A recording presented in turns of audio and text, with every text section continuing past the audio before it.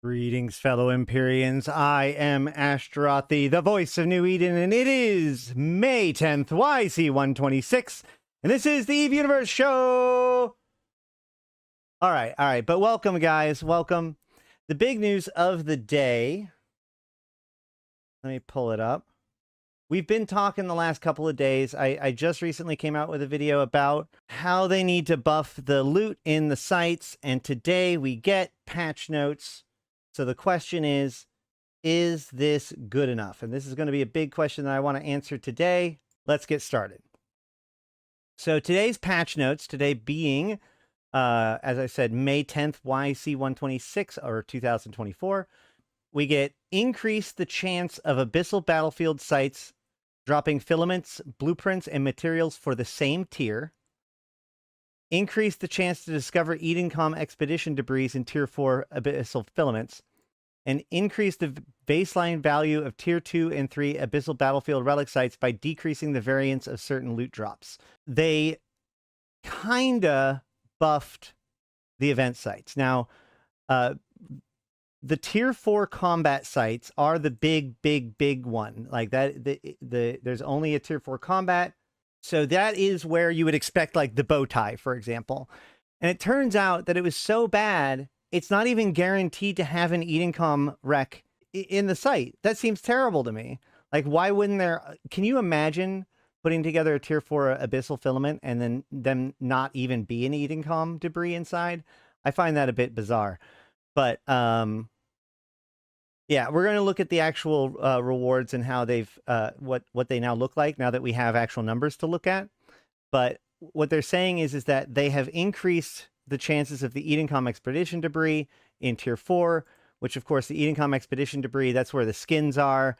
That's where the expensive stuff is, right? In theory, that's where the eventy stuff is. Whereas, like the fireworks, the skins, the clothing, etc., genos.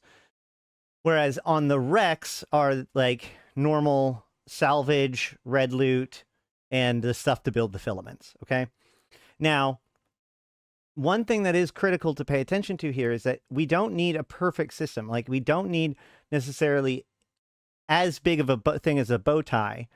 What they've done here is, it seems like they're making it so that it's easier for you to stay on the tier that you're at, and therefore work on the next tier filament stuff, right? 07, thank you.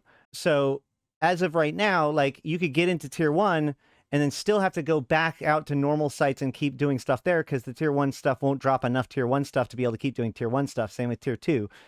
So, you know, it makes it so this flow forward needs to constantly be re-upped, which is kind of good.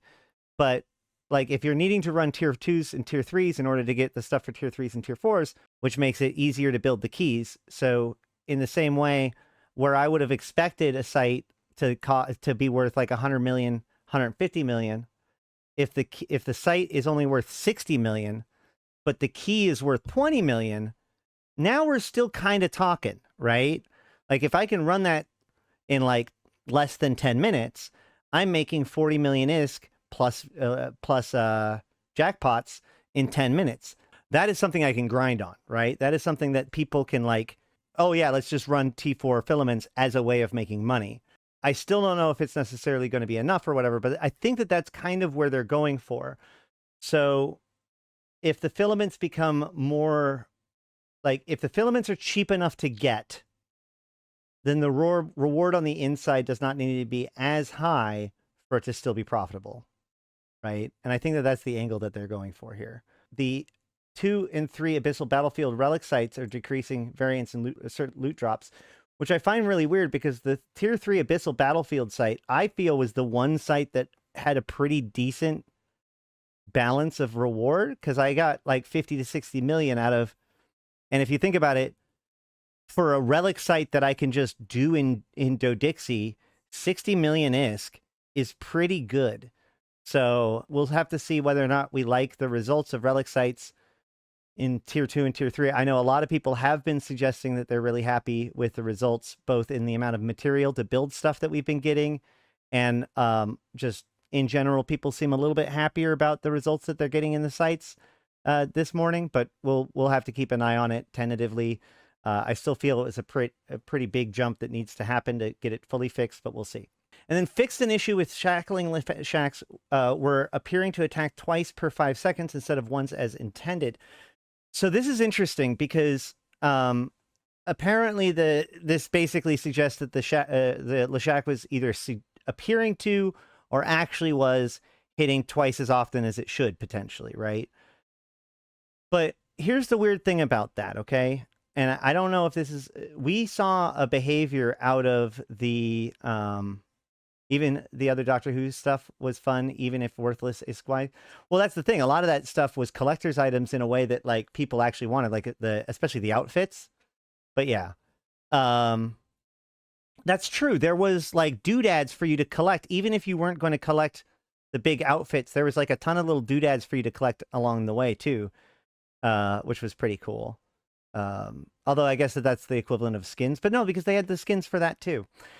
At any rate, so the thing about the shackling Leshak is that we actually observed a behavior that I've never seen in rats before, and I don't know if we saw it in Doctor Who or not, but I was being webbed by the shackling Leshak while my buddy was being damaged by him. And this was not a mistake. It was going on for a while, you know. I was clearly being affected by the web, and he was clearly taking damage from the laser. And there was nobody else on the field. No other rats on the field at the time. So I think, yeah. And normally that, I've never seen or heard of that happening before. Like, I know that there are some rats, like, or multiple rats can have multiple brains, especially in the Abyss. So they'll split aggro or whatever.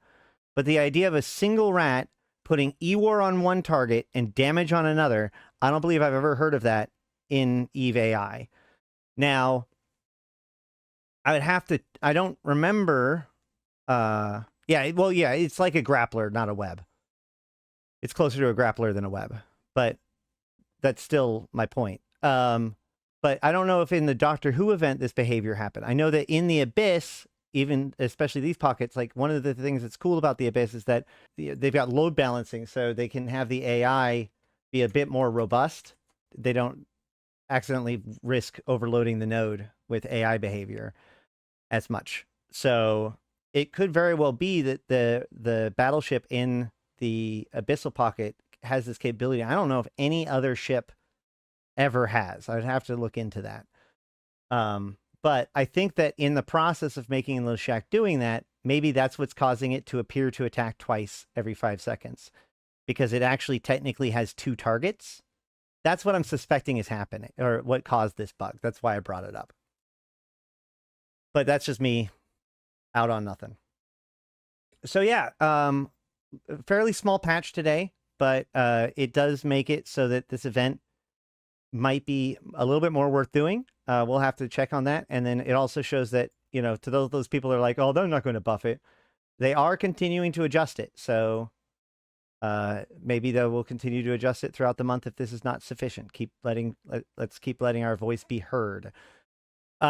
Speaking of our voice being heard, next Tuesday, there is a mass test on Singularity. You can get 15,000 Evermarks on your Tranquility account for participating. That's quite a bit of Evermarks for free. That's almost any single emblem, and maybe even 2 of the cheaper ones, just for showing up and participating on the 9th of May on the Tranquility server. So what they're testing is they're testing the new skins.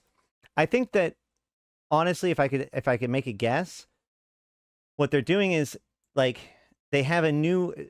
So we are making improvements on how skins are handled to make the system around them more robust. Why are they doing that? Well, we're about to get custom skins.